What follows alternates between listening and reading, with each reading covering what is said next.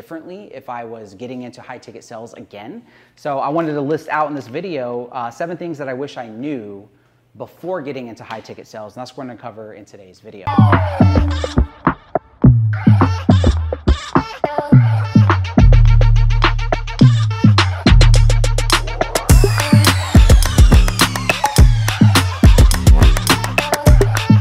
What's up, everyone? So about a month ago, I was in Miami and we were talking with Steve Larson. He spoke on stage and I was able to go and meet him for the first time. Always been a fan of Steve, listened to his podcast stuff in the past.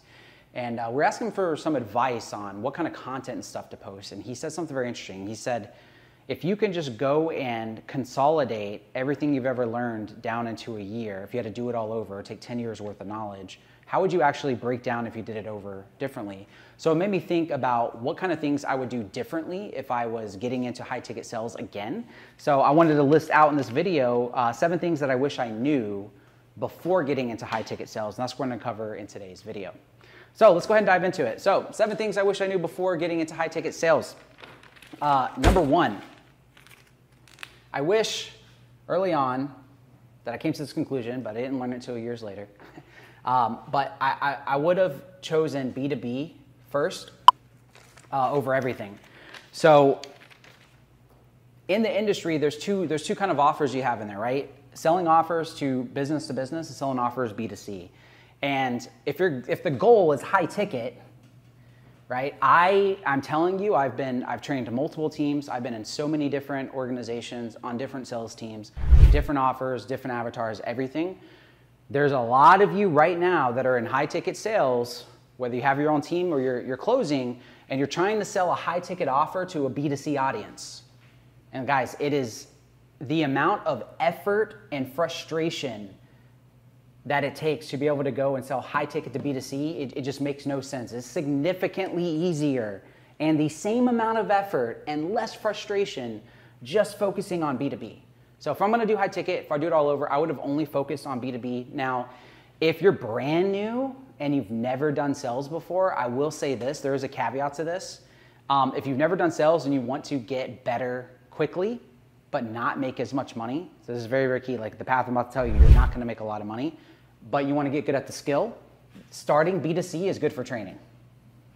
So B2C, if they do have opportunities where they're trying to hit like a business consumer market, maybe you're doing biz ops, trying to hit people who like work 9-to-5 jobs and you're trying to sell like 2K or 3K or 5K packages. I feel for you. Good luck. I don't envy you. But if that's the position you're in, then it's when you get to the point where you are closing, like you're good. Your skill will get dramatically bigger. That by the time you get to B2B, it's like a cakewalk, right? So I look at B2C more as training, but as far as an opportunity goes, I would always go high ticket to B2B because it's way easier selling a $15,000 or $20,000 offer to somebody who is a business owner, right? Hence B2B than it is a B2C offer. And I can give you a quick example, right? I worked with a lady who did fitness and she was doing fitness coaching. And so she was trying to sell around an 8 to a 10K offer doing fitness training for, I think 3 months or 6 months. And with like soccer moms, like, mothers who take their children to games and stuff and they want to go and lose weight. And so she was making some sales, but it wasn't consistent. And then so, ended up telling her, I was like, why don't you just do the same thing, the same coaching, and instead of doing it B2C, why don't you just switch it to B2B and just do coaching for business owners? So what she was struggling before making sales, by switching B2B, she went from 8 to 10,000 and started selling $30,000 to $50,000 packages. And when I asked her what her conversion rate was going to business owners, she said it was roughly 50%. Half the people she was speaking to was paying her significantly more money for a fitness business by just switching from B2C to B2B and converting higher, more money. And she owns 0 equipment, no overhead, doesn't need her own gym facility. Everything was virtual and absolutely crushing it. And that's the only switch. So way easier and you make more money. So I wish I would have known that sooner, but now you guys can learn from my mistakes. All right, number 2, I wish I knew that if I was gonna go high ticket that I might as well just do a minimum of 10K. So if you're going to sell high ticket, make it high ticket. Don't sell anything that's going to be less than $10,000. Kind of my previous tip on earlier, it's way easier to sell something higher ticket than it is low ticket, right? So if I'm selling something for 10,000, let's say I was selling something for 997 and I'm hopping on the phone, a measly grand, over the phone to, again, a B2C compared to selling something 10K plus. Well, if I am speaking to somebody that's in B2B, just do 10K minimum, okay? Makes more sense. And at this event that I was at, what's so fascinating with this is after experiencing this myself, I had someone who was on stage talk about raising capital, and they raised $150 million for their first deal. $150 million. And after he did it, he was talking about how later he ended up getting another deal that was about 27 million, the time curve for it. Now think about the level of deals that this is. This 27 million is a lot of money, right? But the people that were paying him 150 million, he's like, this was significantly easier than the 27. In fact, this deal to close for him took way longer. They were obsessing over minute details in the contract, right, at that level, and really keeping up the process. And he's like, wow, was this even worth trying to go after this deal in the first place? And when he was done, he literally was like, he went to his team, he's like, all right, none more of this. From now on, we're only focusing on deals where we have to go and raise this amount.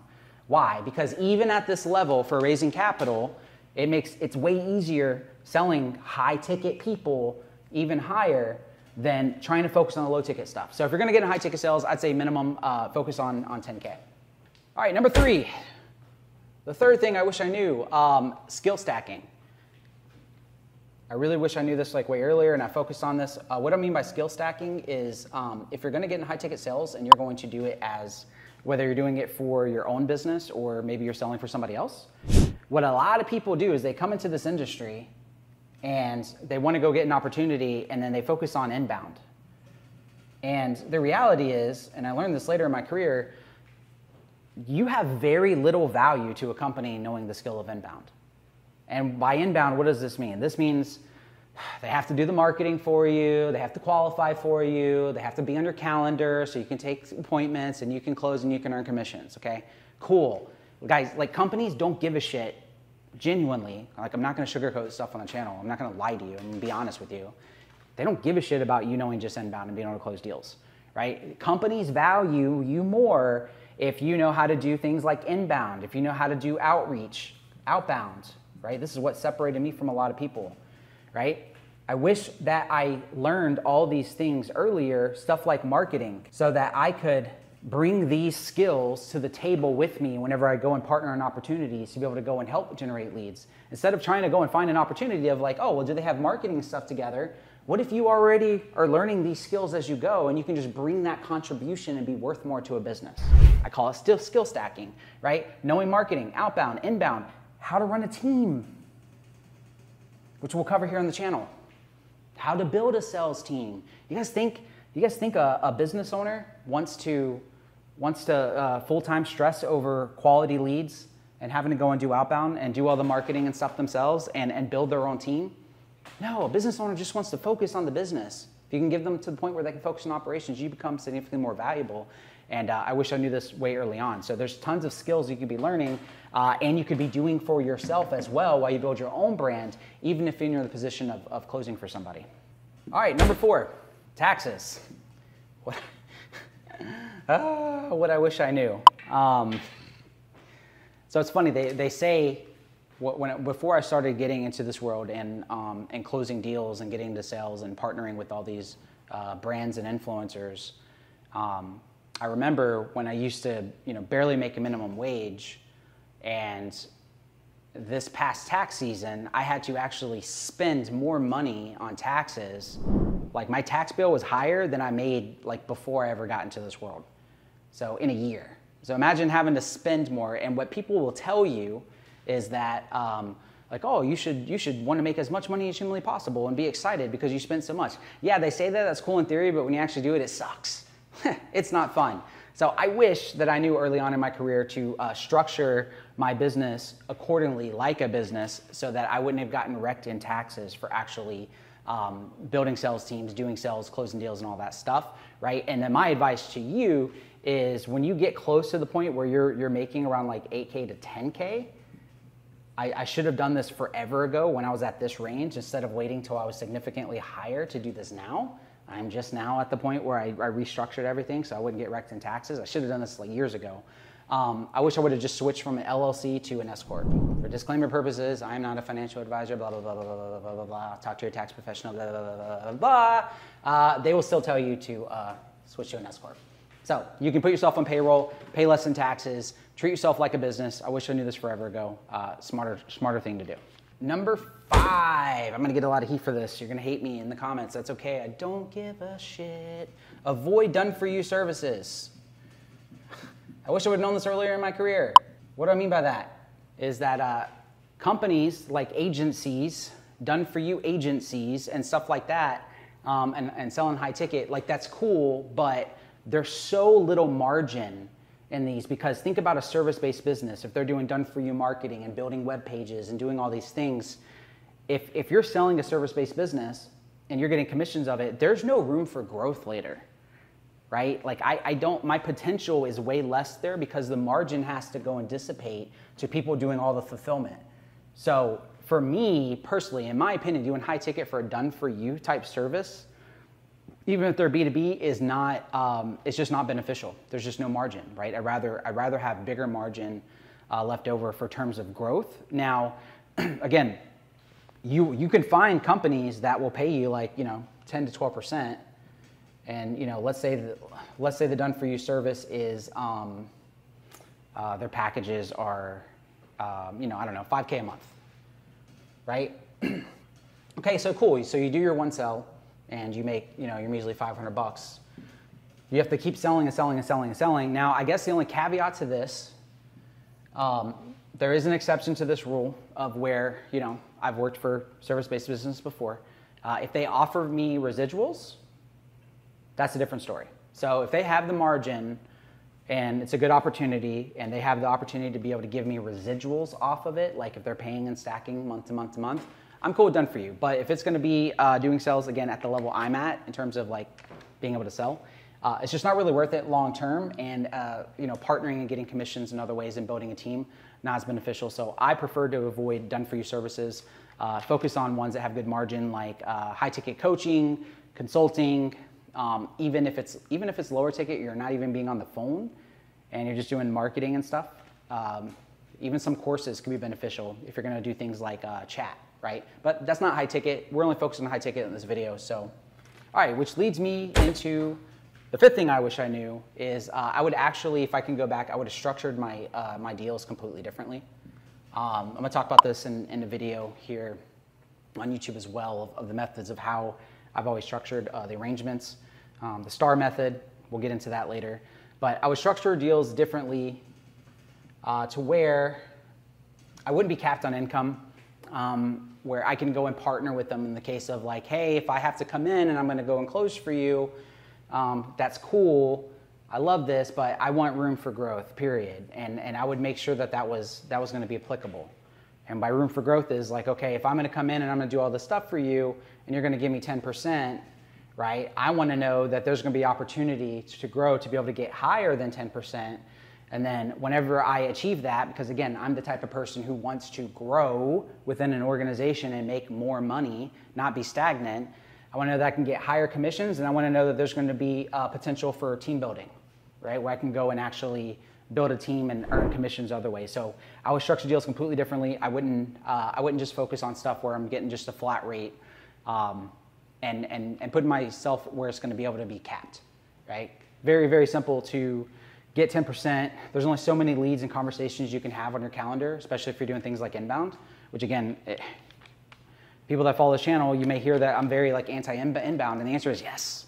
It's so stupid. You're missing out on so much revenue doing inbound only. Like it sounds sexy for shorts and TikTok and YouTube and stuff, but like it's laziness and you hate money. I don't understand it. But structuring differently. Number 7, because I'm an idiot and I'm pretty sure I said 5 twice. So this should be the 7th one. Is gonna be qualify. I wish I would have qualified better before getting into it. What I mean by this is early on in my career, I was not picky enough. A lot of people are just super fast to go and jump into an opportunity without doing their due diligence. And I've said it and I've said it again, we're gonna cover how to find good opportunities versus bad opportunities because there's just way more bad opportunities than good opportunities, right? And so like qualifying based off of growth, qualifying based off of do they actually have a good enough product and service? Are they actually getting results for the offer that I'm going to be selling to where I can leverage those results fast enough to be able to go and sell more, right? There's so much that goes into this that I didn't learn until after being in multiple organizations and seeing it. And now that I've seen it, I know the type of questions that I want to ask, what to look for. And we'll cover that in future videos. Maybe I'll put a document together for you guys so y'all can know exactly what kind of things to do when you're doing your research and break it down. But I would be super, super picky. I wouldn't just jump into anything that would throw themselves at me. Like, yes, I have this 10K offer. That's what people do. I have this 10K offer. I'm a coach now. I'm an expert. I just created it. Yeah, man, I'll give you 20%. I'll give you 20% right off the gates. Here's a 10K offer, and no, they have no audience, no structure. They want to scale, no operations. They've never scaled something before in their life, and people will just go and jump into these opportunities, and unfortunately, they're not as good as they seem. So I would have been super picky, qualifying more, and those are the 7 things that I wish I knew before jumping into high ticket sales. I hope you guys found this valuable. If you want to learn more about qualifying and finding opportunities, I'll put a link in the description below. Make sure you check out the high ticket sales Facebook group where you guys can go in and post opportunities that you find, structure out deals. If you're looking for people, I do not do placement or recruiting like whatsoever. I have no desire to jump into that field.